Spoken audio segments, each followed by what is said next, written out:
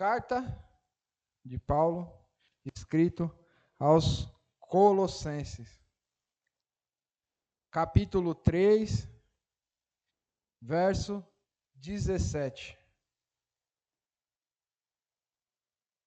Todos acharam? Amém? Vou estar lendo. Carta de Paulo, escrito aos Colossenses, capítulo 3, verso 17.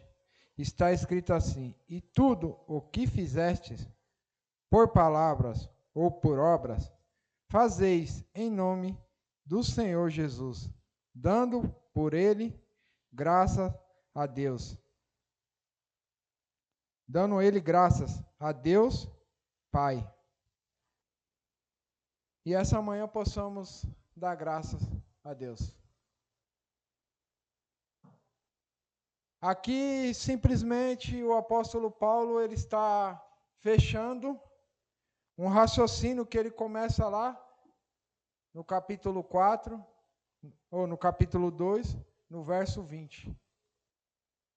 Porque simplesmente esse povo, eles estavam vivendo como se fosse na Galácia, como a igreja da Galácia.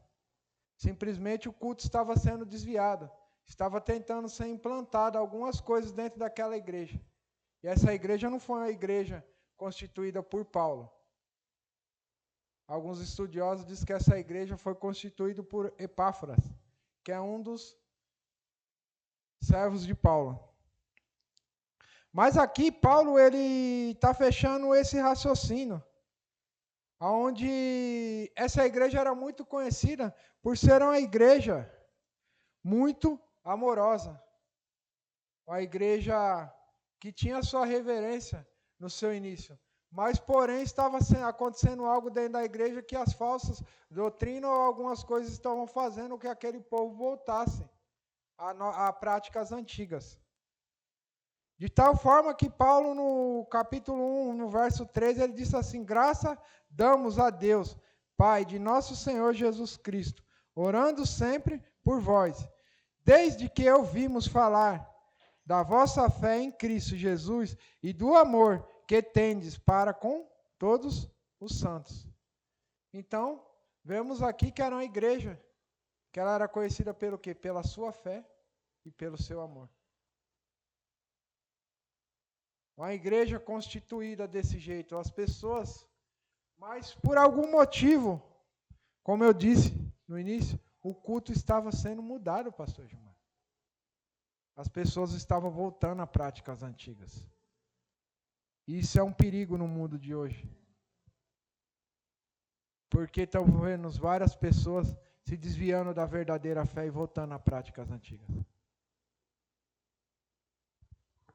O apóstolo Paulo aqui ele estava preocupado. Porque tudo que vivemos e tudo que somos, não vivemos mais para nós. Para quem vivemos? Para Cristo. No capítulo 3, ou melhor, no capítulo 2, no verso 14, ele mostra quem é esse Jesus para nós. Porque ele fala assim: havendo riscado o escrito de dívida que havia contra nós nas suas ordenanças, o qual nos era contrário, tirou do meio de nós, cravejando na cruz. Ele começa falando algo interessante. E talvez aquele povo estava se desviando e mudando o culto. E aqui Paulo vem enfatizar quem era Cristo. Porque a Bíblia nos diz que ele riscou. Ou seja, quando eu estava refletindo sobre isso, pastor Gilmar e pastor Leonardo, ele é como se fosse um livro. E nesse livro estava nosso pecado. É como se fosse uma Bíblia, vamos dizer assim. E todos os seus pecados estavam lá. Tudo que você fez estava lá. Mas Jesus, ele riscou. Aqui está escrito, e riscando. E foi na cruz. como Jesus riscou os seus e os meus pecados. Devemos agradecer a Deus todo dia por isso. Porque simplesmente não foi riscado com a caneta, ou foi riscado com lápis, que talvez você consiga apagar. Porque os seus pecados às vezes está escrito dessa forma. Você consegue mudar alguma coisa, mas Jesus ele cravou de uma tal forma que foi com sangue. Ele simplesmente riscou os nossos pecados. Estava escrito, mas com o sangue dele ele limpou. É como se fosse escrito com a caneta. Quando escrevemos com lápis, conseguimos apagar, mas quando escrevemos com a caneta, não conseguimos mais apagar. Só tem algo que consegue apagar o risco da caneta, é o branquinho. Que você consegue limpar aquilo que está escrito e escrever uma nova coisa por cima. E dessa mesma forma foi o que Jesus fez. Ele riscou com o seu sangue. E através do seu sangue ele nos deu a nova vida. Através desse sangue nós podemos hoje dizermos que somos filhos. Fomos constituídos filhos de Deus pelo sangue. Pelo aquilo que foi cravado. Por que Jesus fez por mim e por você. O meu merecimento, o seu, era estar naquele lugar. Era estar sofrendo. Mas Jesus, ele entrou na minha e na sua frente. E aqui ele disse, está pago. Eu estou riscando. Todo o veredito que o diabo tinha proposto na sua vida, dizendo que você não era capaz, dizendo que você não ia vencer, dizendo que você era um fracassado, porque é isso que o diabo faz.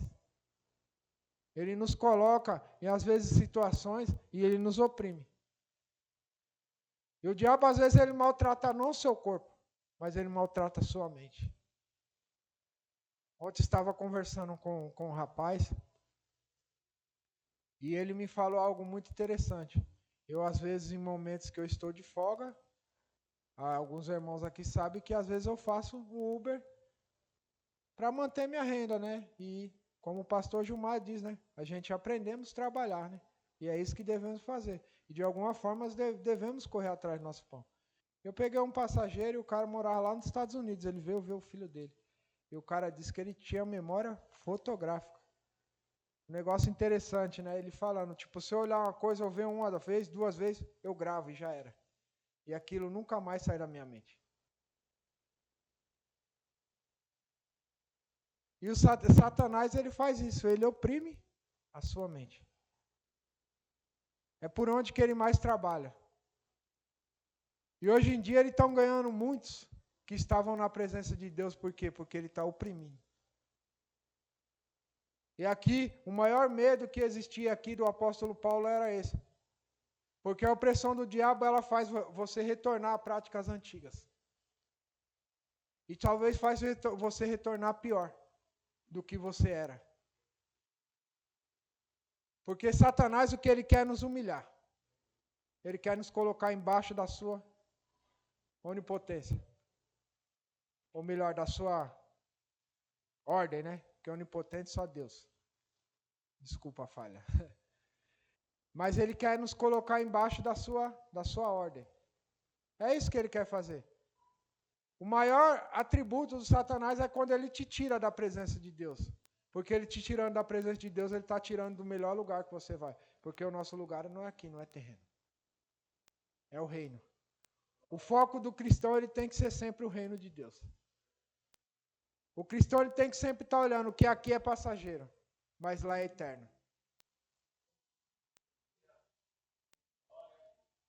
Se tem uma coisa, e o maior medo do apóstolo aqui era isso. E vemos no capítulo 3, que ele começa assim. Ele se inicia. Isso lá no 2, no 20. Mas no 3 ele mostra as regras e os deveres que devemos seguir para continuarmos na presença de Deus. Porque para continuar não é fácil, pastor Gilmar. Todo dia é uma guerra. Quem levanta aqui todo dia e não tem uma guerra? Às vezes você levanta disposto, às vezes você levanta derrubado. Mas se tem uma coisa que você não pode se esquecer, que em todos os dias, ou os bons ou os maus, Jesus está nele. Pastor Gilmar disse aqui, foi constituído o dia bom. Foi por quem? E o dia mau? Por Deus também, né? Que bom seria que a gente vivesse só os dias bons. Né, pastor? Que bom seria nós andamos só dando risada. Que bom seria que nossos problemas fossem motivos de rirmos e não nos entristecer. Bom seria assim. Viver como Alice no País das Maravilhas, né? Como diz, sorrindo, cantando e dançando. Mas não é assim. Os dias bons vêm, como os dias maus também vêm. Mas devemos suportar. O apóstolo Tiago, ele diz que a tribulação ela tem que te trazer alegria. Então, quando você estiver passando por ela, seja alegre. Seja feliz. O apóstolo Paulo, ele começa ensinando esse povo. Ou simplesmente dizendo novamente, eu vou apresentar para vocês o que vocês devem continuar fazendo, porque não devemos viver por fábulas. Ou viver por coisas que nos atraem, nos tira daquilo que é o verdadeiro ensinamento. Ou daquilo que Jesus fez. Porque aqui eu li que ele apagou, ele riscou tudo aquilo que era condenação contra nós. Então o apóstolo Paulo ele começa aqui dizendo no seu capítulo 3, no verso 1, ele diz está assim, portanto, foste ressuscitado com Cristo. Buscai as coisas que são de cima, onde Cristo está assentado, à destra do Pai. Então, simplesmente, ele nos ensina que devemos buscar. Se foste ressuscitado com Cristo, buscais as coisas de cima. Esqueceis as coisas terrenas. Buscais todo dia. Todo dia devemos estar, porque o cristão ele tem que estar conforme a vontade de Deus, ou pelo menos próximo, né?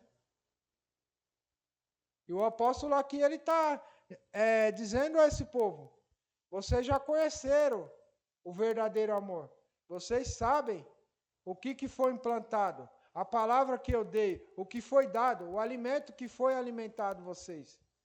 Então continuais buscando, olhando para as coisas que são de Deus, para as coisas de cima. Deus está assentado à destra do Pai. Jesus está assentado. E é isso que simplesmente devemos, todos os dias, nos comprometer. Estar buscando as coisas de Deus.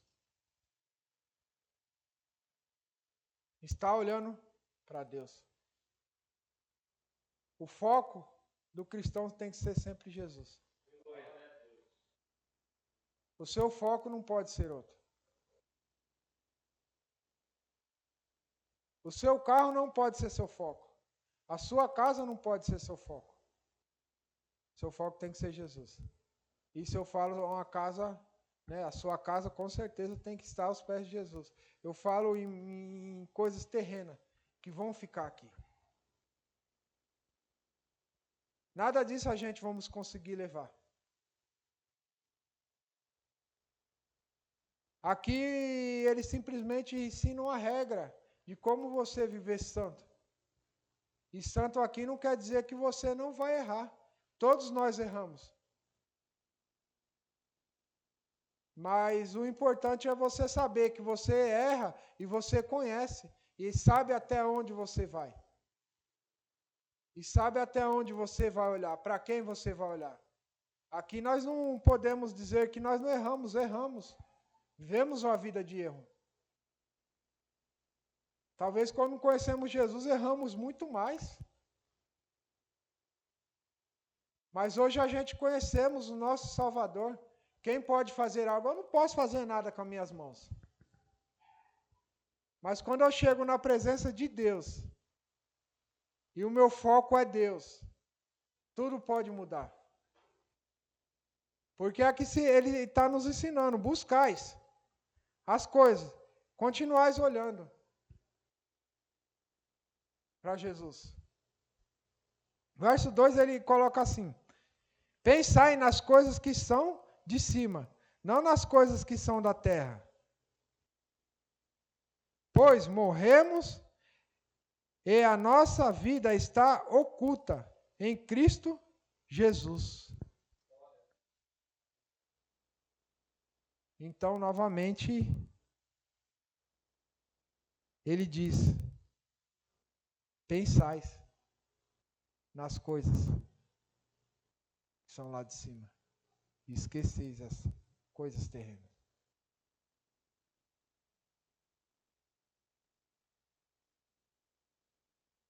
Muitas das vezes, alguma coisa está te impedindo. E aqui, parece que o culto hoje, Deus foi falando, é isso mesmo. Porque o pastor Gilmar falou, o pastor Leonardo falou mais ou menos isso aqui, pastor Gilmar. Porque às vezes os nossos pecados, as nossas limitações, impedem de chegarmos até a Jesus. Foi exatamente isso que ele falou aqui. O que te impede de chegar até Jesus? O que está te impedindo essa manhã de chegar até Jesus? Está na hora de começarmos, deixarmos de lado as coisas que são dessa terra, as preocupações terrenas, as coisas que estão nos impedindo verdadeiramente de conhecer quem é Jesus. E continuarmos caminhando. Porque nada nos pode reter ou estar verdadeiramente caminhando com Jesus. Aquilo que está te impedindo, está na hora de você apresentar Jesus. Se você não consegue vencer, Jesus ele venceu por nós. Se tem algo que eu não consigo vencer isso, Senhor. Me ajuda. Não deixa que eu perca o foco. Não deixa que se ofusque. Muitas das vezes queremos fazer com a força do nosso próprio braço. E Jesus deixa. Se você está pensando que não deixa, deixa. Só que na força do seu braço, uma hora você vai se cansar.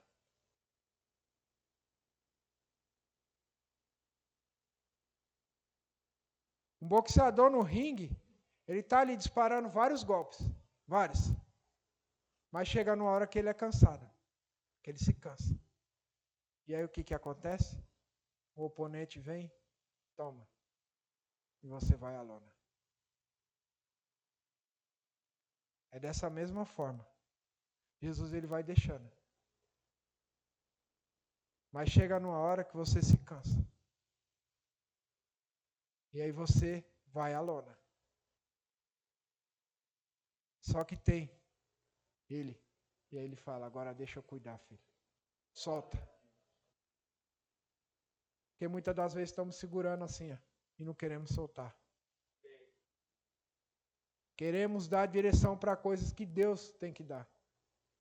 Tiramos o controle, não tiramos o controle da nossa mão. Ficamos ali controlando, não, eu posso fazer ainda. Eu vou fazer, é do meu jeito, é como eu quero. E Jesus vai deixando. Mas chega o exato momento que ele fala, agora solta. E aqui é o que o apóstolo Paulo queria, porque eu soltar, entregar na mão de Deus, é simplesmente dizer, eu estou sendo obediente. E muitas das vezes, é só isso que Jesus quer, solta, seja obediente. A Bíblia nos fala de Saul, muitas e muitas vezes, é um versículo muito conhecido. Deus rejeitou Saul por quê? Porque Saul foi desobediente. pode ter certeza que a sua obediência abre portas.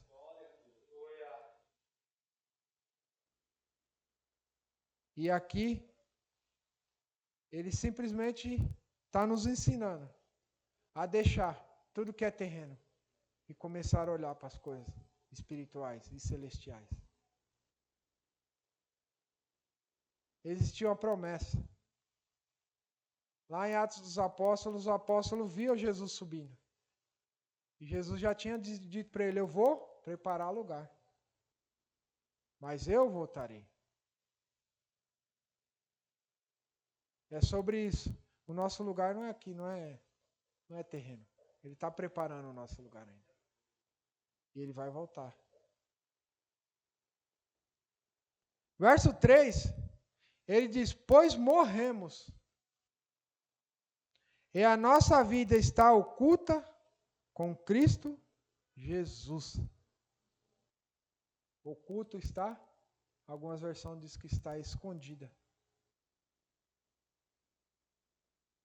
A sua vida está oculta em quem? Em Cristo Jesus. É como simplesmente você, vou dar um exemplo, você está escondido atrás de algo.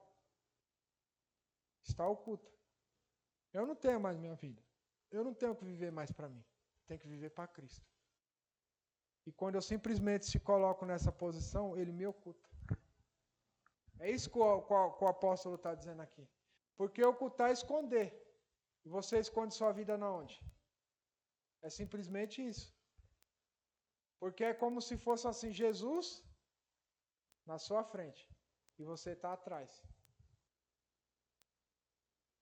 Se tornando como se fosse um só. Fazemos parte de um membro. E fazemos parte desse corpo, onde Cristo é a cabeça.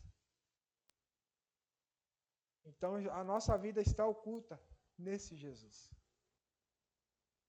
Onde você tem que começar a rever o que simplesmente estou vivendo e para que eu estou vivendo e como eu estou vivendo. Se a minha vida verdadeiramente está oculta em Cristo. Se eu estou procurando as coisas celestiais ou as coisas terrenas. Se eu estou vivendo para Cristo. Só existe um Salvador da nossa vida. Esse Salvador, ele se colocou numa cruz. E através dessa cruz e desse sangue, ele constituiu nossa vida. E os nossos pecados foram apagados. No verso 4, ele nos ensina dizendo assim, quando Cristo, que é a nossa vida, se manifestar, então também nós vos manifestaremos com ele em glória. Então, quando a nossa vida, porque estamos mortos, o cristão ele está morto para ele mesmo, e ele vive em Cristo. Mas quando Cristo ressuscitar em sua glória, ressuscitaremos junto com ele. Existe essa promessa. Primeiro os mortos, o pastor pregou isso aqui na quinta-feira. Primeiro ressuscitarão os mortos. E depois, mas eu creio que a sua igreja toda será arrebatada. E ressuscitaremos junto com essa glória. E essa glória está em Cristo Jesus.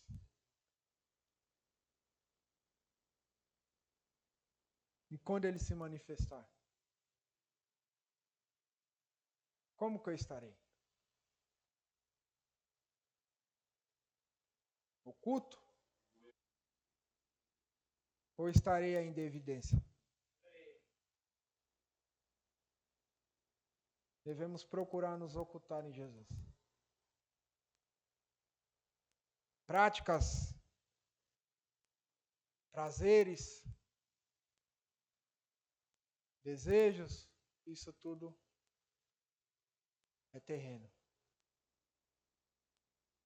Mas uma vida eterna só em Jesus. Só na sua graça. verso 5.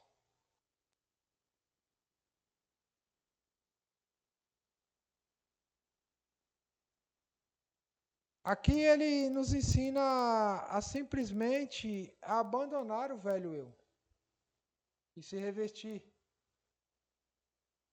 Fazendo, pois, verso 5, fazendo, pois, morrer a vossa natureza terrena, a prostituição, a impureza, a paixão, o vil desejo, a avareza, que é a idolatria. Por essas coisas vem a ira de Deus sobre os filhos da desobediência.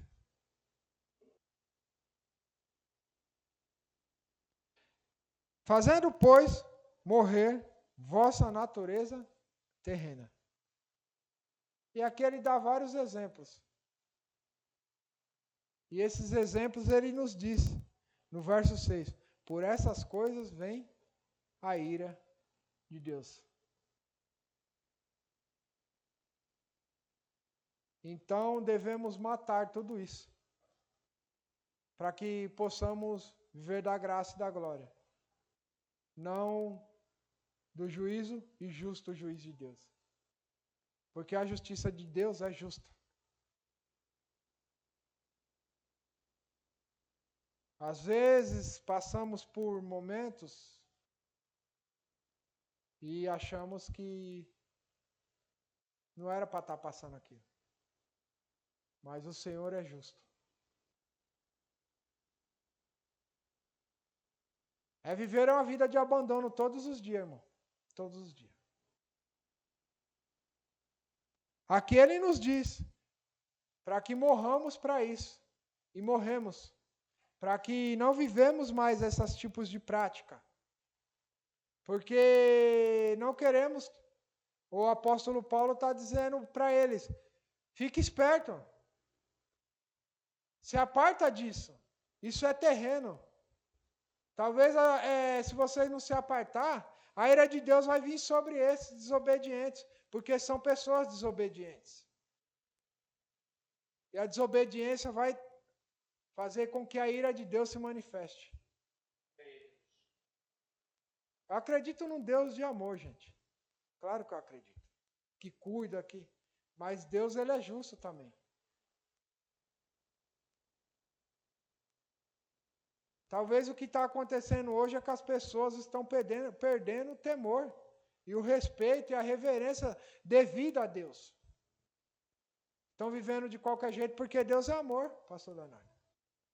Ele amou o mundo de tal forma que ele deu seu filho unigênito. E as pessoas se apegam a isso. Se apegam a pequenas coisas. Ah, não, porque Deus é amor, eu posso fazer. Vou andar de qualquer jeito. Vou fazer tudo isso que eu tenho que fazer. Deus é amor. Mas esquece que Deus é fogo consumidor também. Que ele é justo. Eu acredito nesse Deus. Deus, ele trata cada um conforme tem que ser tratado. Ele é pai. Um pai, ele trata seus filhos não com diferença. Mas ele sabe como seu filho é. Eu só tenho um, então. Mas é assim. Deus, ele sabe conforme você trata um filho, conforme você trata outro. Vamos usar o exemplo aqui. Socorrinho, você sabe o que a Clara gosta e você sabe o que o Gabriel gosta. Então, simplesmente você vai fazer aquilo que agrada a Clara e aquilo que agrada o Gabriel. Esse é o Deus que nós servimos. De alguma forma, eles nos agradam. De alguma maneira. Então, simplesmente, o apóstolo está querendo dizer isso. Abandona isso, porque talvez esse agrado você não vai viver, a ira. E aí você vai viver o juízo. Porque você está sendo desobediente. O filho desobediente, ele requer o quê? Ser repreendido. Ou será que um pai não corrige seu filho? Vai deixar o seu filho fazer o que quer? Aqui todos nós, um dia fomos filhos, hoje somos pais. E não vivemos nossa vida do jeito que a gente queria. Quantas vezes fui repreendido por coisas que eu fiz de errado? Naquele momento, meus pais estavam vendo que aquilo não era certo. E repreendeu. E a mesma coisa Deus.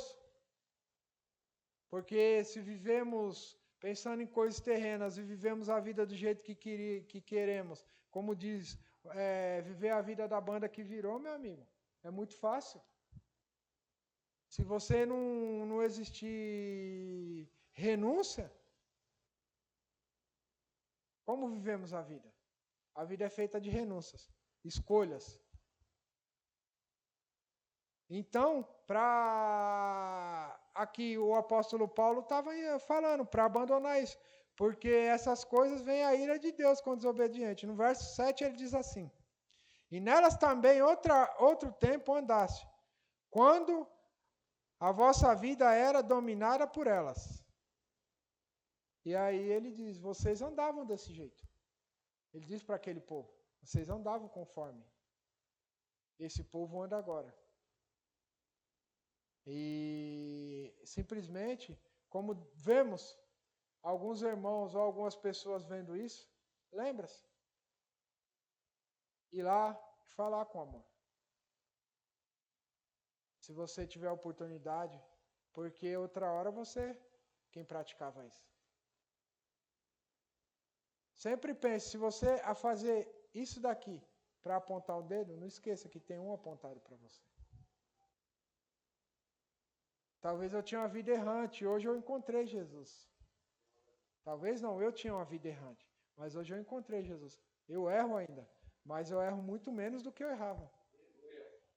Hoje eu procuro fazer o que é mais certo, porque se verdadeiramente você está procurando fazer aquilo e as coisas que são da vontade de Deus, o próprio Espírito Santo te constrange quando você faz algo errado. É como você enfiar o dedo no 220, na hora, opa, deu choque, está errado. Está errado. É na hora, é automático. Se você fez algo errado e verdadeiramente você anda nas coisas de Deus, está procurando as coisas de Deus, é o dedo na tomada. É na hora, não tem coisa. E ainda molhado, viu, pastor Leonardo? Que na hora que você enfia o dedo, o choque é dobrado. Que é para você falar, realmente eu estou errando. E simplesmente aqui está o maior exemplo. Outra hora vocês andavam fazendo isso. Só que hoje, sabe o que falta? E eu falo num contexto geral, um pouco mais de paciência, um pouco mais de amor, um pouco mais de sabedoria.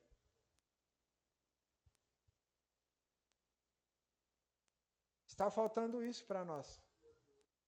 Eu falo num contexto geral, falo para o cristão, para o não cristão, um contexto falta mais. Está faltando mais paciência hoje. Hoje parece que vivemos num mundo de correria. Tem aquele negócio que você, no WhatsApp, você aumenta a velocidade do áudio, né? É desse jeito que o ser humano vive. Parecendo um robôzinho, correndo para todo quanto é lado. E às vezes você simplesmente tem que dar uma parada. Dá uma olhada para a situação do irmão. Fala, irmão, mas por que isso? Por que você não muda aquilo? Porque às vezes as pessoas estão tão entranhadas, a visão está tão tampada, que não consegue enxergar mais, pastor. Leonardo, tem que olhar para aquilo, repreender com amor, porque outra hora você passou por aquilo. E Deus só usa quem já passou. Deus não usa ninguém para fazer nada que não passou por aquilo, esquece. Isso é um aprendizado cristão. Deus não vai usar você para falar com o irmão se você já não passou por aquilo. Se os espinhos e os rasgos não estão na sua pele. Se verdadeiramente você não fez algo e passou por aquilo e você hoje é vencedor, Deus vai falar. É você que Ele vai usar para falar. Ele não vai ver. Mas se eu chegar lá na Deca e você mandar eu fazer uma torneira, eu vou fazer? Se você chegar na Santa Brígida e eu mandar você dirigir um ônibus, você vai dirigir? Só faz aquilo quem sabe. Eu só posso te ensinar, Maci, porque eu sei. E você só pode me ensinar porque você sabe. Você não vai sentar lá e falar bem assim, não. Aperta o D aqui e é o seguinte, vamos entrar para lá.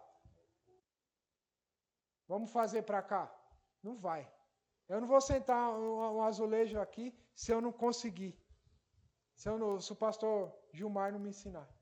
É isso que o apóstolo está querendo. Ó, pensa nas coisas que vocês já fizeram. Outra hora vocês viviam desse jeito. Era isso, era dessa forma que vocês faziam. Mas ele vai começar a falar aqui no verso 9. Verso 9. Não mintais uns aos outros, pois já foste despido do velho homem com os seus feitos. Verso 10 está escrito assim: E vos vestis do novo que se renova para conhecimento, segundo a imagem daquele que vos criou. E ele diz, não mintam um para os outros, fale a verdade com o seu irmão. A mentira, às vezes, destrói, e a verdade constrói. Isso é um verso mais puro que existe. Eu sou um cara, eu estou falando de mim, eu não gosto muito de mentira. Eu, por mais que às vezes dou, eu falo a verdade. Porque a verdade talvez vai te projetar. A verdade talvez não. A verdade ela vai te projetar para frente. E a mentira, uma hora ela só te derruba. Dizia o povo antigo, a mentira tem perna curta. E verdadeiramente tem. Uma hora é descoberta. E aqui simplesmente fale a verdade para seu irmão.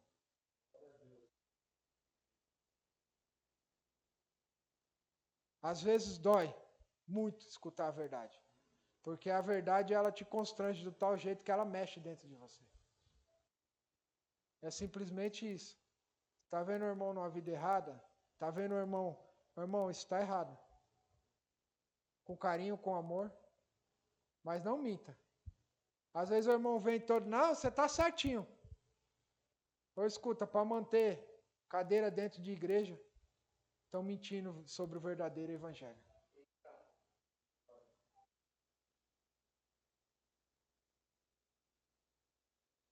O fato é o seguinte, não minta. Para deixar a cadeira cheia dentro de igreja, está cheia de mentira, dentro da própria igreja. E o pai da mentira, então o diabo está operando em muitos lugares. É forte de dizer, mas é a verdade. Fale para o seu irmão a verdade. A palavra é verdadeira. A palavra ela tem que constranger. Se a palavra não te constranger todos os santos dias, algo de errado tem. É sobre isso. Falamos a verdade uns aos outros. Para que possamos ser projetados para aquilo que Jesus quer. E o que Jesus quer é um coração limpo e um coração quebrantado.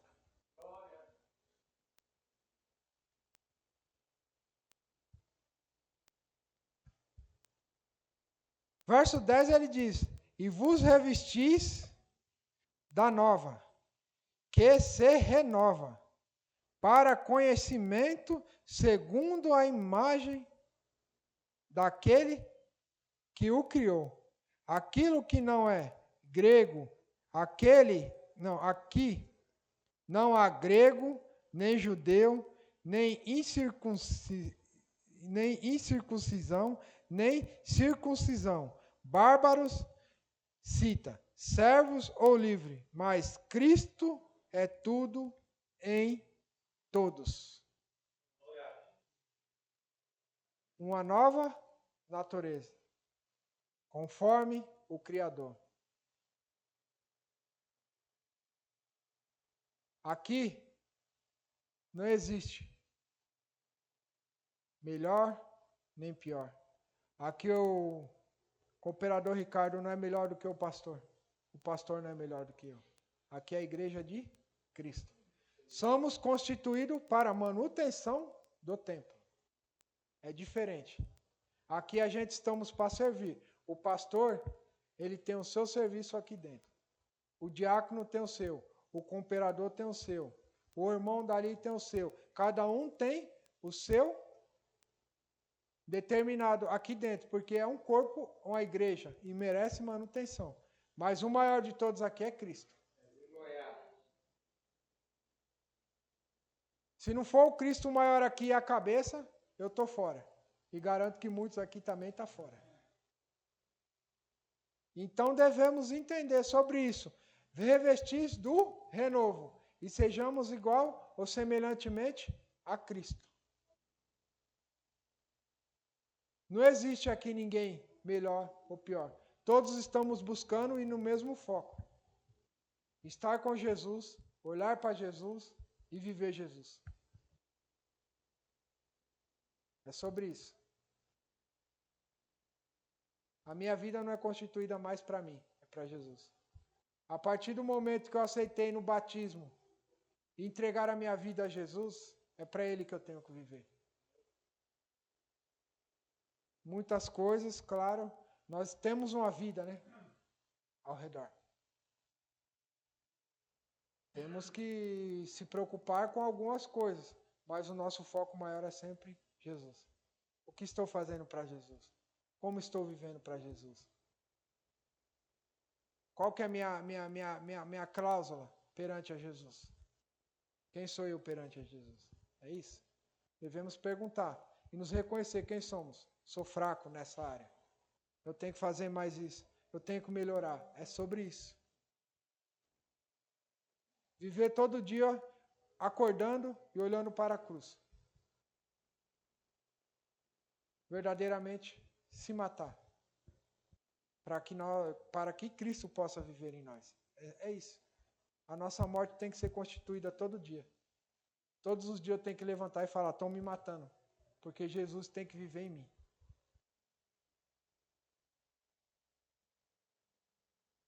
É sobre isso. O Evangelho, ele não é algo tão complicado quando se entende qual que é o seu dever no Evangelho e quem é você no Evangelho.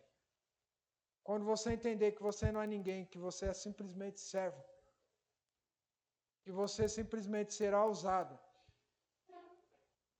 que a palavra de Deus através de você, mas você é um canal, é só para ser usado, servo. É isso. Você tem que entender que você é servo. Escravo do Senhor, e esse Senhor é Jesus.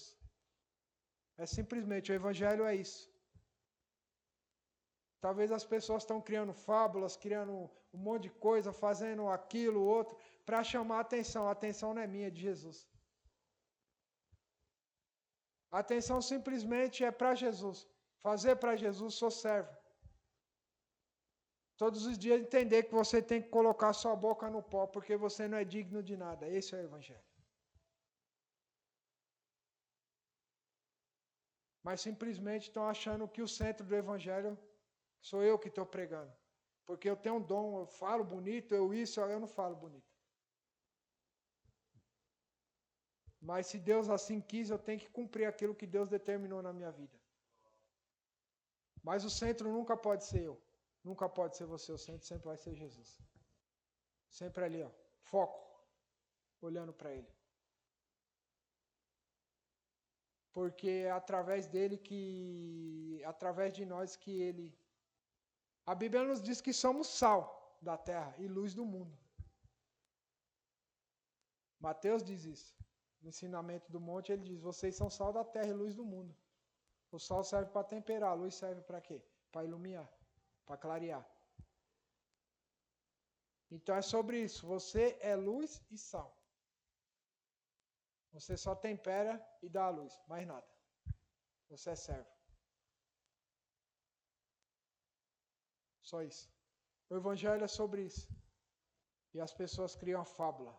Não, que é isso, que é aquilo, que eu tenho que fazer isso, que eu tenho que fazer outro. Não, mas se eu não fazer isso não dá certo. Mas, não, você é servo. A seara é grande, mas poucos são ceifeiros. A Bíblia nos diz que a videira verdadeira é Jesus. E nós somos as varas. Ou seja, a raiz está enfincada, a raiz é Jesus. Nós somos só as varas. E se não der fruto, é cortado. É sobre isso. Você não dá fruto para você mesmo, você dá fruto para os outros. Uma árvore não consegue comer o seu próprio fruto. Uma maçã, quando ela nasce e quando ela brota e fica pronta para comer, ela mesmo se come, é outro que vem lá e pega e come. É sobre isso, o Evangelho é sobre isso. O ensinamento do Evangelho é isso. Eu não dou fruto para mim, eu dou fruto para o próximo. Verso 12 está escrito assim: portanto, como eleitos de Deus, santo e amados, revestivos da compaixão, da benignidade, da humildade, da mansidão, da longanimidade, suportando uns aos outros, perdoando uns aos outros. Se alguém tiver queixas contra o outro, assim como o Senhor vos perdoou, assim também perdoe-vos. E acima de tudo isso, porém, revestivos do amor, que é o vínculo perfeito. E aí tudo se resume aqui. O amor é o vínculo perfeito. Perdoai uns aos outros. Não se esqueça que você foi perdoado.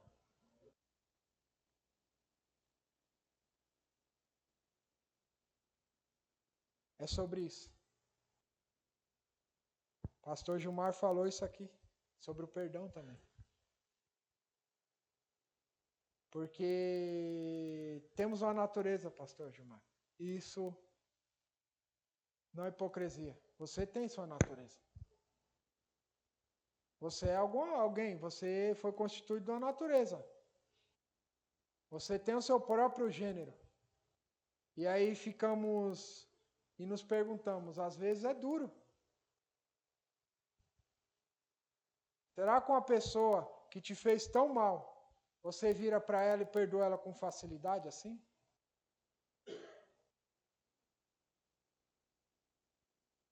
Você perdoa? Ah, mas eu sou cristão, mas eu estou te perguntando se você perdoa. Entendeu? É a natureza. Mas o ensinamento da Bíblia é o quê? Perdoai. De alguma forma você tem que descer em oração e orar e falar: Senhor, tira essa mágoa do meu coração, que eu possa perdoar aquela pessoa, eu possa viver em paz. Porque tem uma coisa que acho que é o pastor Josué Brandão fala: o problema de você não perdoar é que você convive com a pessoa todo dia, pastor Gilmar. A pessoa está vivendo a vida dela e você está lá martelando o que ela te fez. Você convive com a pessoa todos os dias. E a pessoa não está nem aí para você.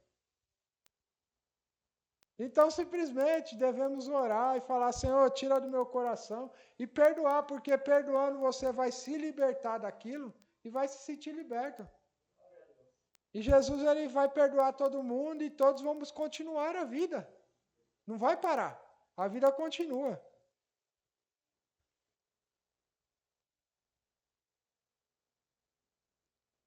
E aí no verso 15, para finalizar, está escrito assim: e a paz de Deus, para a qual foste chamado, em um só corpo, domine em vossos corações, e sede agradável. A palavra de Cristo habita em vós abundantemente, em toda sabedoria, ensinamento e conselhos. E aconselhai-vos uns aos outros, com salmos, hino, cântico espirituais, cantando ao Senhor com gratidão em vosso coração. E tudo o que fizeste, por palavras ou por obras, fazei-mos em nome do Senhor Jesus, dando por Ele, graças a Deus. E aqui eu finalizo. E que simplesmente possamos aprender dessa palavra. Devemos nos esconder em Cristo, porque a nossa vida está escondida em Cristo. E através de estarmos ocultos, vamos viver aquilo que Ele nos ensina. Tiramos um grande ensinamento aqui dessa palavra. E devemos, de alguma forma, se não nos revestimos da nova natureza, procuramos nos revestir. Essa manhã, essa tarde, essa noite, eu não sei que horário com meus irmãos do canal vai estar assistindo. Mas eu sei que Deus tem vestes novas para você. Deus tem algo novo para a sua vida.